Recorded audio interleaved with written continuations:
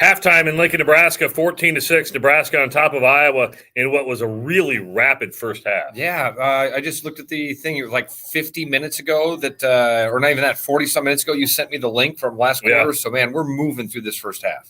The amazing thing is, if you heard me this morning in the KXNO Morning Rush, I was talking to Ross about this and what to do with Logan Smothers. And that is, if you can coach him to be disciplined, it's a lot different than Adrian Martinez. And we just heard Scott Frost walking off the halftime on the Big Ten Network say they've put him in a position to be successful. He hasn't tried to force any. The only thing that's hurt Nebraska is the stupid penalties. Right. Yeah, the unsportsmanlike conduct, some things like that.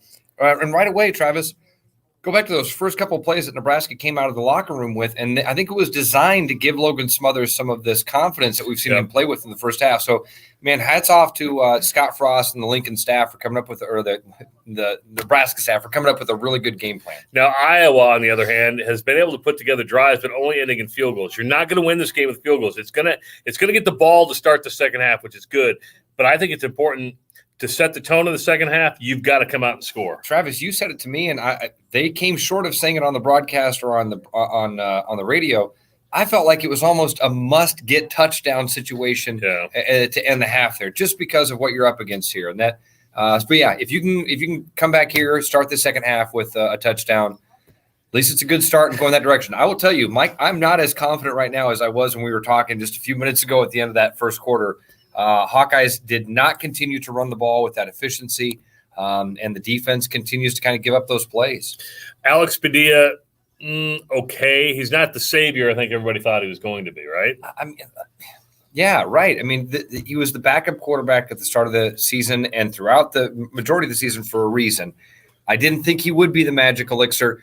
The offensive line has been up and down here in this first half, so got to get things shored up for the second half. Jason said refs keeping Iowa out of the game. No, they're not. No. They're not. And that's a weak excuse. That's an Iowa State excuse. Don't go there, all right? And what I mean by that is Iowa didn't capitalize on the personal foul, unsportsmanlike conduct penalty. Iowa didn't capitalize on the roughing the passer penalty. I mean, there's been gifts there. It's going to go both ways. Stop blaming the refs. I just think that's weak. Officials don't have a dog in the fight. Like I'm with Travis. This is a weak argument to say that those calls have cost us. The Laporta touchdown, it takes points off the board for you. But man, if you watch that objectively, I can absolutely see how they saw enough to turn that over. I didn't want them to, didn't think they would, but they did. Drew says offensive line the worst in the Kirk Ferentz era. It's not very good, and Padilla has paid some of the price for that. Okay, I'm not good with the history stuff. You know, how good was the O-line in 99 or 2000? I'm not great with that stuff. I think that we have been spoiled as Hawkeye fans with offensive line. The Pro Football Focus group said this Hawkeye offensive line was still grading out as one of the top 5 in the country. That's crazy when we watch what we've seen.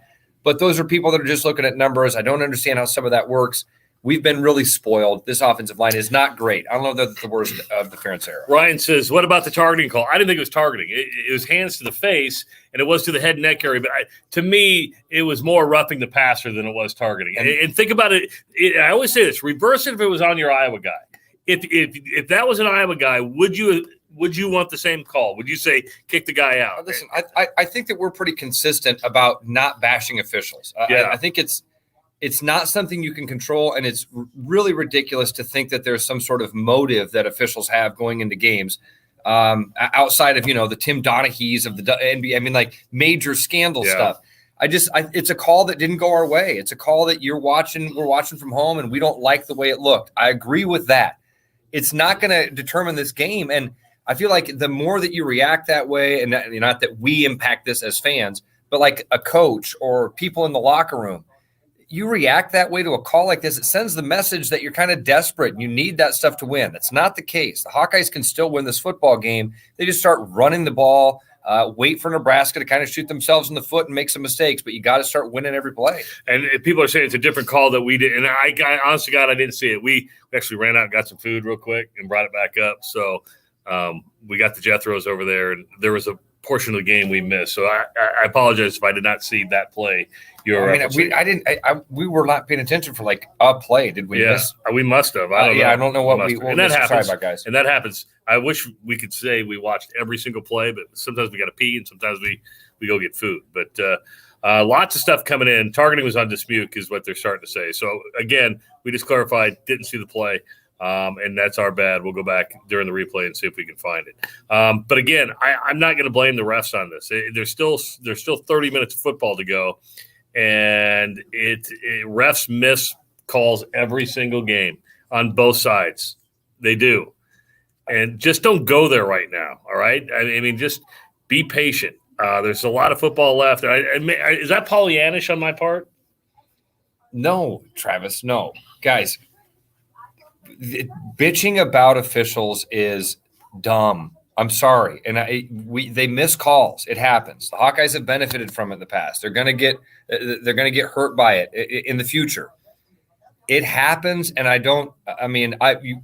think we're pretty consistent on this. Travis and I have always kind of been this way with officials.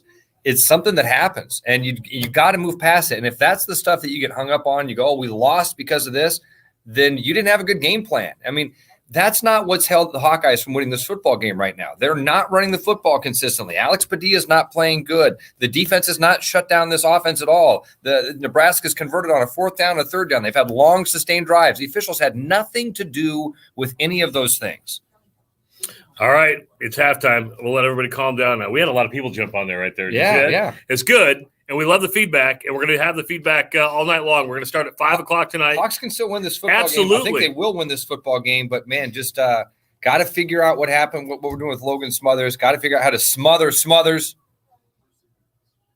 No. Let's see what Drew says here. No. The wrong one. Says, why is the narrative that Iowa defense is elite? Sure, their stats rack up on Colorado State, Illinois State, but I'm pretty sure Christian McCaffrey just scored again in the Rose Bowl. Phil Parker equals overrated. Really? I mean, I think over the test of time, let's be honest. By the way, nobody on this roster played against Christian McCaffrey. Yeah, and you do know that Iowa's been ranked in the top 10 the last 5. That's consistency. But they didn't have how many games where they held opponents under 25 points, and that was like the longest streak in FBS. And we're talking about playing against Big Ten teams and playing against tough teams. I do agree with this. Kyle says defense struggles with running quarterbacks. I do 100% agree with that. So here's my thought on this. The defense, the Phil Parker defense is designed for 11 guys to be able to shut down 10 guys. It's designed for 11 to go against 10 because the quarterback is just the guy with the ball for a period of time. You're absolutely right. When those quarterbacks come out and they're that 11th guy on offense, it can really wreak havoc on this defense. Has for years. All right, he's Ross Peterson. I'm Travis Justice. We'll talk to you after the third quarter. Enjoy the rest of the game, everybody.